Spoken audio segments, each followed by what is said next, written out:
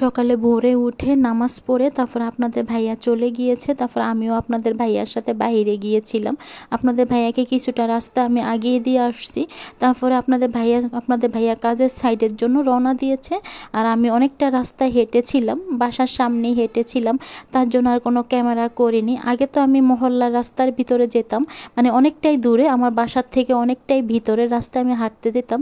এখন আর আমি হাঁটতে যাইনি, কারণ যে কোনো মুহূর্তে বৃষ্টি শুরু হয়ে যায়, তারপর দেখা যাচ্ছে আমি ভিজে যাব, তার জন্য আর মানে ওই রাস্তায় আমি হাঁটতে যাইনি। তারপর রুমে চলে আসছি। রুমে আসার পর নাস্তা তৈরি করে নিয়েছিলাম, রুটি বানিয়েছি, সাথে আলু ভাজি করেছি, ডিম ভেজে নিয়েছিলাম, সাথে চা বানিয়ে নিয়েছিলাম, সবাই মিলে নাস্তা করে নিয়েছিলাম। নাস্তা তৈরি করার সময় না আমি কোনো ক্যামেরা করতে পারিনি, মোবাইলটা চার্জ ছিল না, তার জন্য চার্জে দেওয়া হয়েছিল, তার জন্য কোনো ক্যামেরা করতে পারিনি। যে যেখান থেকে ভিডিওটা দেখছেন লাইক দিয়ে ভিডিওটা দেখা শুরু করুন, প্লিজ একটা লাইক দিয়ে ভিডিওটা দেখা শুরু করুন। আর যদি ভিডিওটা ভালো লাগে শেয়ার করে দেবেন, কমেন্টের মাধ্যমে আপনাদের মতামত জানাতে পারেন। আসসালামু আলাইকুম everyone, welcome to back to my channel. আশা করছি সবাই ভালো আছেন, আমরাও ভালো আছি। নতুন একটা ভিডিও নিয়ে শুরু করলাম সকাল থেকে। এখন বাজে সকাল 9:30, আমি এখন থেকে ভিডিওটা শুরু করেছি। আমি সামনের রুমটা একটু গুছিয়ে নিচ্ছি, সাথে বিছানার চাদরটাও বিছিয়ে দেবো। চাদরটা না আমি একটু বারান্দায় নিয়ে একটু ঝাড়া দিয়ে আনবো, মানে চাদরটার উপর অনেক ময়লা পড়েছে, তার জন্য একটু ঝাড়া দিয়ে নিচ্ছি। আমি না অফ ক্যামেরায় বাসাটাও ঝেড়ে নিয়েছিলাম, তখন আর কোনো ক্যামেরাটা করিনি। দু একটা জায়গায় মাকড়সার জাল হয়েছিল, তার জন্য আমি এখন চাদরটাও ঝাড়া দিয়ে নিয়েছি, সাথে আমি অফ ক্যামেরায় কিন্তু তোষকটাও ঝাড়া দিয়ে নিয়েছিলাম বিছনার ঝাড়ু দিয়ে, তার জন্য এখন চাদরটা বিছিয়ে দেব। তার জন্য আমি না আজকে চাদরটা একটু উল্টো করে বিছিয়ে দেব। আজকে আমি চাদরটা ধুয়ে দেব না, কারণ বাহিরে বৃষ্টি হচ্ছিল, ধীরে ধীরে বৃষ্টি পড়ছে, তার জন্য এখন আর আমি চাদরটা চেঞ্জ করে দেব না। চাদরটা আরও 2 দিন পরে আমি চেঞ্জ করে দেব, তার জন্য এখন চাদরটা আমি উল্টো করে বিছিয়ে। দেখুন বন্ধুরা, আমার বিছানাতে চাদরটা পেতে দেওয়া হয়ে গেছে বা বিছিয়ে দেওয়া হয়ে গেছে। আমি টান টান করে বিছানার চাদরটা বিছিয়ে দিয়েছি। আমি না চাদরটা উল্টো করেই বিছিয়ে দিলাম। আমি 2 দিন এভাবে রাখবো, তারপরে চাদরটা আমি চেঞ্জ করে আরেকটা নতুন চাদর বিছিয়ে দেব। আজকের আমি চাদরটা মানে চেঞ্জ করলাম না, কারণ আজকে তো ধুয়ে দেব না, তার জন্য। আর দেখুন, বিছানার চাদর যদি টান টান করে না বিছানো হয় তাহলে আমার কাছে না ভালো লাগে না, তার জন্য বললাম। আমি না সব সময় টান টান করে চাদরটা বিছিয়ে রাখি, হয়তো বা এখন ক্যামেরা করি, তার জন্য আপনাদের সাথে ভিডিওটা আমি শেয়ার করলাম, তার জন্য বললাম। আমি দেখুন বালিশগুলো রেখে দিয়েছি, আর বালিশের উপর যে তৈলাটা রাখি, এই তৈলাটা আর এখন আর দেবো না বালিশের উপর, এটা এখন রেখে দেব, পরে আমি ধুয়ে দেবো। আজকে আর আমি কিচ্ছুই দেবো না, কারণ যে কোনো মুহূর্তে বৃষ্টি শুরু হবে, এখন তো বৃষ্টির দিন। আর আমি তো জামা কাপড় সব কিছু বারান্দায় দিই, দেখা গেছে পরে শুকাবে না, রুমে রেখে দিলে ভিজা একটা গ্যাস থাকবে, তার জন্য বললাম। এখন আমি সোফাগুলো মুছে নেব। প্রথমে আমি সোফার ফোমগুলো সরিয়ে নেব, খাটের উপরে রেখে দেব, তার জন্য।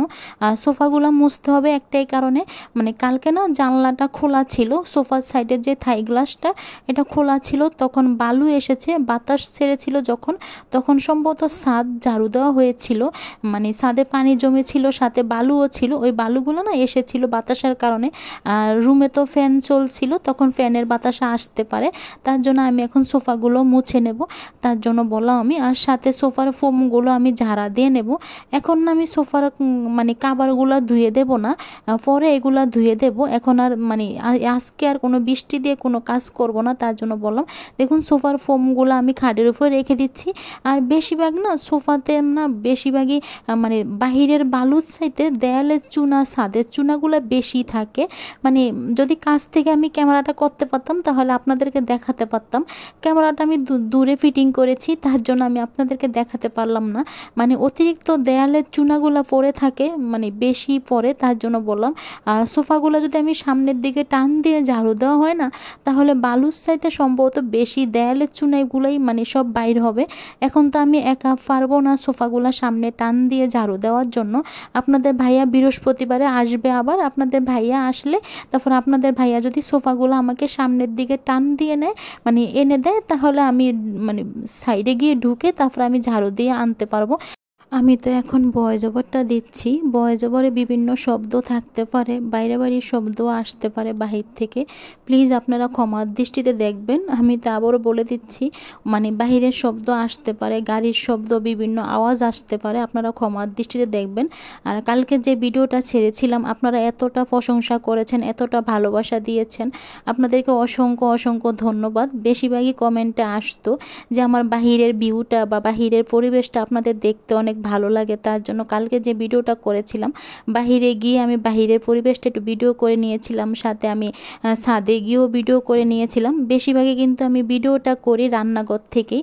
কালকে কিন্তু আপনাদের জন্য বাহিরে গিয়ে ভিডিও করেছিলাম। এতটা ভালোবাসা দেবেন আপনারা ভাবতে পারিনি আমি, এতটা আপনাদের পছন্দ হয়েছে ভিডিওটা। অসংখ্য অসংখ্য ধন্যবাদ আফুরা, ভাইয়ারা, সাথে দিদিভাইরা।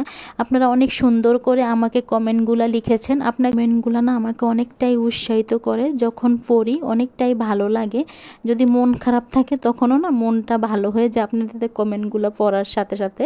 অনেক ভালো লাগে, অনেক সুন্দর সুন্দরভাবে আপনারা কমেন্টগুলো করেন, তার জন্য অসংখ্য ধন্যবাদ আবারও। দেখুন কথা বলতে আমি কাজগুলো করে নিচ্ছি।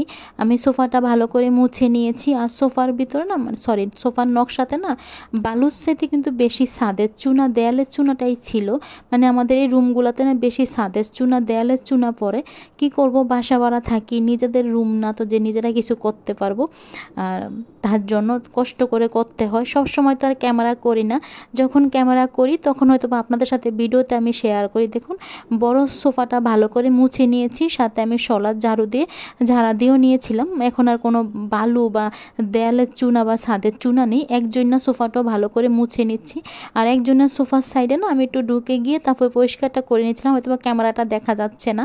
আর এই একজন্য সোফাটা না বেশি ময়লা হয়ে যায়, বুঝি না আমি কেন এগুলো বেশি ময়লা হয়। বড় সোফার থেকে কিন্তু একজন্য সোফাগুলো বেশি মানে ময়লা হয়ে যায়। মানে দরজাটার যে সাইডে যেটা থাকে এটার কথা বলছিলাম আমি, তার জন্য।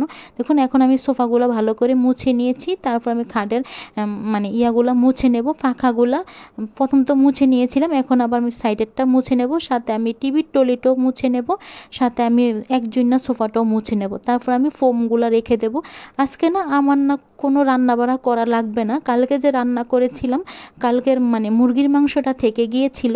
আর সাথে আমি অফ ক্যামেরা তো করলা ভাজি করেছিলাম, তখন আর এগুলো দেখাইনি।